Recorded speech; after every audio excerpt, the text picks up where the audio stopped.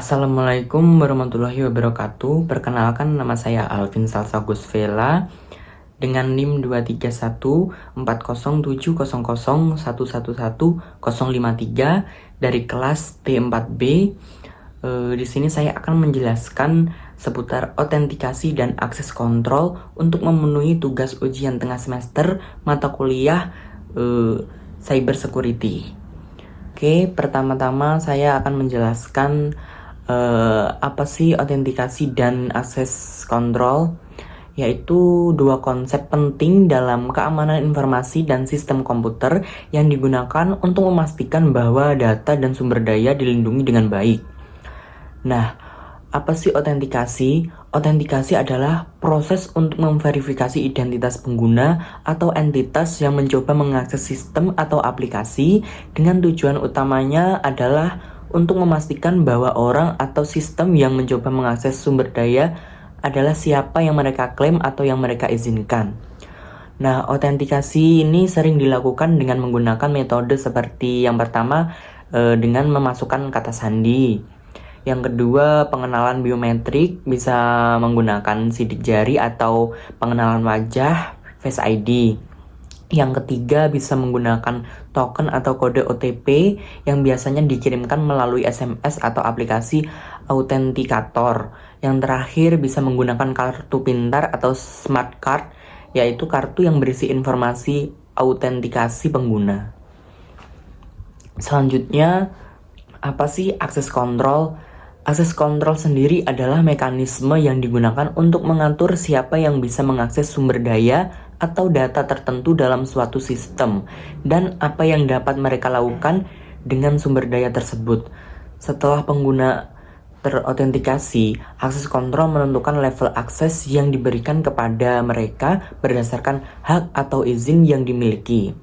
Akses kontrol dapat dikategorikan menjadi beberapa model atau jenis. Yang pertama ada discretionary access control, yaitu pemilik sumber daya memiliki kebebasan untuk memberikan atau membatasi akses kepada pengguna yang lain. Yang kedua ada mandatory access control, yaitu sistem atau administrator mengatur aturan akses dan pengguna tidak dapat mengubahnya. Yang ketiga ada role based access control, yaitu pengguna diberikan akses berdasarkan peran dalam organisasi, misalnya admin, pengguna, atau operator. Yang terakhir ada attribute based access control, adalah akses diberikan berdasarkan atribut tertentu seperti lokasi, waktu, atau perangkat yang digunakan. Selanjutnya ada cara kerja autentikasi. Yang pertama, proses pengguna memasukkan identitas, yaitu pengguna dapat mengakses sistem atau aplikasi yang memerlukan autentikasi seperti login ke suatu website atau suatu aplikasi. Pengguna juga akan diminta untuk memasukkan username atau ID user dan password mereka. Yang kedua, pengiriman data ke server. Setelah pengguna memasukkan informasi login, data tersebut atau username dan passwordnya itu akan dikirimkan ke server untuk diverifikasi. Nah, biasanya password ini yang dimasukkan akan dienkripsi terlebih dahulu untuk melindungi data selama proses pengiriman. Misalnya seperti menggunakan protokol HTTPS. Yang ketiga ada verifikasi data oleh server. Server akan memeriksa apakah username yang dimasukkan itu terdaftar di dalam sistem atau tidak. Jika username ditemukan atau terdaftar, server akan mencocokkan password yang dimasukkan dengan password yang tersimpan di dalam database. Untuk catatannya di sini, password yang tersimpan di database biasanya dalam bentuk terinskripsi, bukan teks biasa yang bisa dibaca. Nah, itu tujuannya juga untuk meningkatkan keamanan dalam database. Yang keempat, ada keputusan autentikasi. Jika username dan passwordnya cocok, server menganggap pengguna tersebut sah dan memberikan akses sistem ke dalam website atau aplikasi.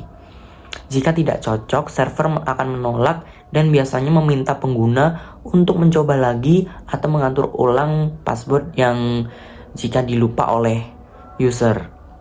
Yang kelima, pemberian akses.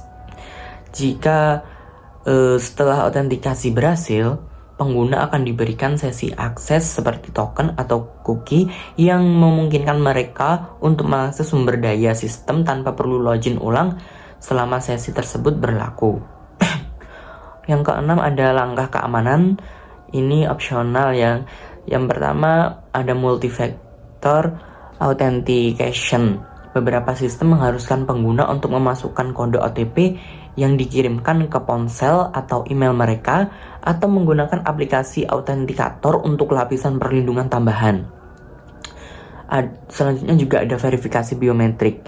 Selain password, beberapa sistem juga mengintegrasikan autentikasi berbasis biometrik seperti sidik jari atau Face ID untuk memastikan identitas pengguna.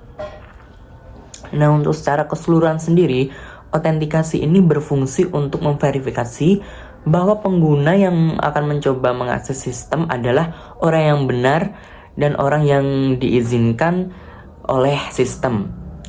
Seperti berdasarkan bukti yang mereka berikan dengan adanya username dan password yang benar. Untuk selanjutnya, di sini saya akan memakai jenis access control yaitu role based access control, di mana model kontrol akses yang memberikan hak akses berdasarkan peran pengguna dalam suatu sistem. Setiap pengguna diberikan akses sesuai dengan perannya masing-masing. Di sini terdapat peran atau role, yaitu menentukan jenis tanggung jawab atau fungsi pengguna. Misalnya terdiri dari user, admin, atau manager. Yang kedua terdapat hak akses, menetapkan apa yang bisa dilakukan oleh pengguna dengan peran tertentu, misalnya melihat, menambah, atau mengedit data di suatu sistem. Yang terakhir ada keuntungan, mempermudah manajemen akses, meningkatkan keamanan, dan mengurangi resiko akses. Tidak sah dengan membatasi hak akses yang sesuai dengan peran. Untuk contoh di sini, admin memiliki akses penuh untuk mengelola sistem, sementara user hanya dapat melihat dan mengedit-ngedit data pribadi mereka sendiri. Untuk implementasinya di sini saya akan menggunakan website. Di sini kita akan register terlebih dahulu. Langsung saja kita akan memasukkan full name-nya Sandi, username juga Sandi. Kita masukkan passwordnya 12345. Kita ulangi 12345. Untuk select role-nya kita masukkan admin, kita register. Sudah register, kita login. Kita masukkan nama Sandi, passwordnya 12345. Nah, untuk admin sendiri setelah login, kita langsung diarahkan ke dalam dashboard e-lelang. Di sini untuk admin bisa mengedit nama barang, mengedit deskripsi, harga awal, waktu lelang, foto barang, dan lain-lain. Nah, di sini juga bisa menambahkan barang, bisa mengedit-ngedit tampilan awal, dan juga mengatur-ngatur user sendiri. Nah, di sini kita logout terlebih dahulu, dan kita akan login menggunakan password yang salah. Tadi kita sudah login dengan password yang benar, sekarang password yang salah. Kita masukkan username, terus sandinya kita masukkan yang salah 123.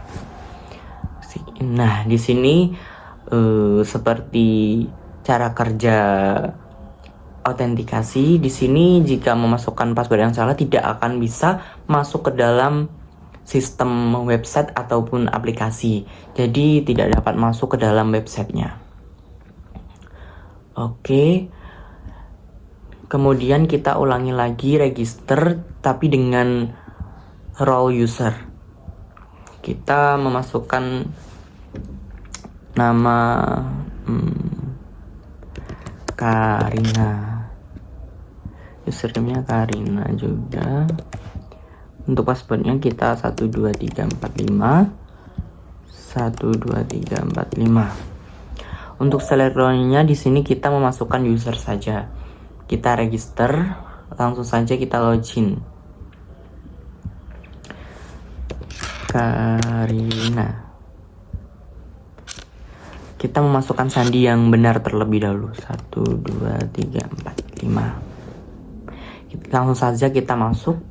Nah, untuk user sendiri untuk akses masuknya hanya bisa melihat-lihat tampilan awalnya seperti ini di dashboard awal, dan tidak bisa seperti admin tadi, user cuma bisa melihat ini, tidak bisa mengedit barang, tidak bisa menambahkan barang, dan juga tidak bisa mengatur user. Cuma bisa mengisi-ngisi lelang barangnya di sini saja. Oke, selanjutnya kita logout terlebih dahulu. Kita masuk lagi, tetapi menggunakan sandi yang salah, password yang salah. Karina. Nah, ini kita memasukkan sandi yang salah ya. Nah, username or password is incorrect. Nah, sama seperti tadi yang salah, untuk user tidak bisa juga masuk ke dalam sistem website. Jadi harus menggunakan password yang benar-benar terdaftar dan tersimpan di dalam database. Nah, kita akan membuka database terlebih dahulu. Di sini kita refresh. Nah, untuk user di sini terdapat Karina, dan di sini ada password yang sudah terinskripsi yang tidak bisa dibaca. Di sini ada terdaftar.